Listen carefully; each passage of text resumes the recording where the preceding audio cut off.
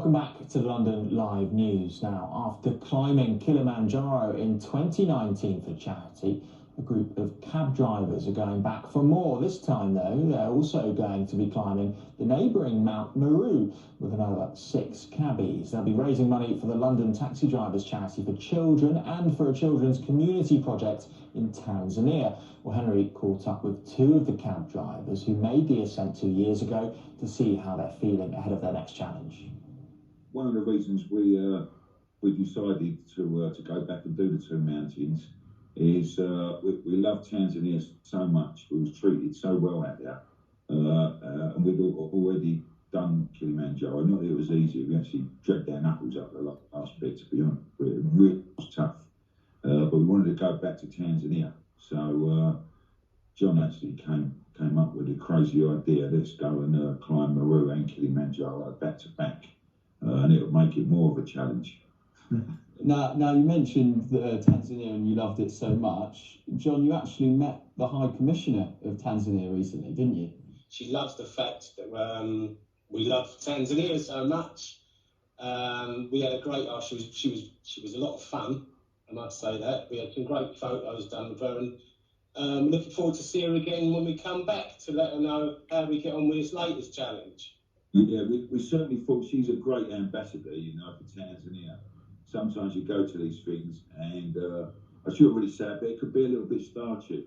But we had a fantastic cup of Tanzanian coffee with her, and she was only too pleased to get in photos with the Union Jack and the Tanzanian flag, and have a sort of a laugh and a cheer with us. It was an absolute pleasure to spend the afternoon with her. Are you fundraising for anything in particular? This year, we're hoping to raise as much money, as much needed funds as we can for the London Taxi Charity for Children. It's a well-established charity that's been going for over 90 years. All the committee, all the people who help, are all volunteers, and the much needed money will go to help special needs and disadvantaged children, hopefully putting smiles on their faces. And this year, as well, it's very important, 25% of any money we raise will be going to a Tanzanian children's community project. That won't only be putting smiles on kids' faces, but that'll be changing kids' lives, so it is really important. We've trained hard this time. We've actually been up to the Peak District, doing a bit of training up there, and half of our team this year are actually ladies. And only 2.2% of cab drivers are actually ladies, so that's a big percentage. We've been up there, our training coordinator, Tim King, has had us running round, well, I say running, sort of struggling up and down mountains up in the Peak District, and also the least weight we can carry up there, the better. And December's probably not the best month to be running about calories and stuff, so we're anticipating that January is going to be pretty lean for us.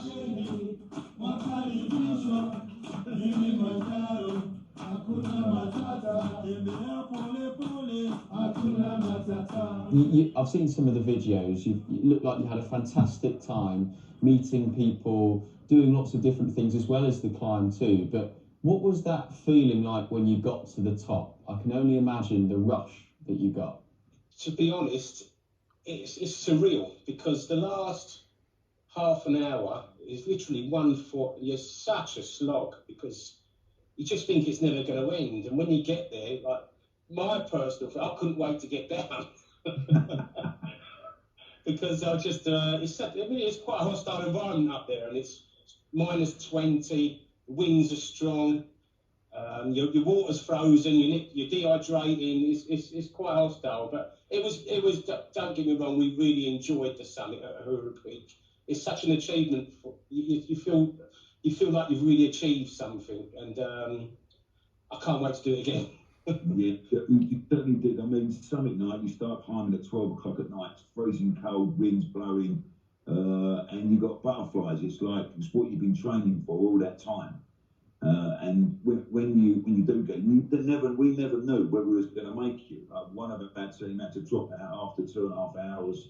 Just sort of got to him, because it does. You're sleeping in a tent for 5 nights. It's so tough. It catches up with you. And when we got up there, we sort of planned. Oh, right, we're going to say, right, there's something planned. Right, so one small step for man, one giant leap for Cabbies. And we got up there, and it was just so sort of exhausted, just broke down. It's a really emotional time. It really is. Loved it though. Can't wait to get back there again. We're going to be stronger this year. No tears. Something good to say rather than blubbing. But of course, the pandemic decimated our trade. So we've got 5 who are coming with us. As I say, 3 ladies, and I can't wait. I just hope we all get to the summit, and I want them to have the same experience that we've had. It's going to be like Christmas morning, but we know the presents that they're opening. We know what they're going to see.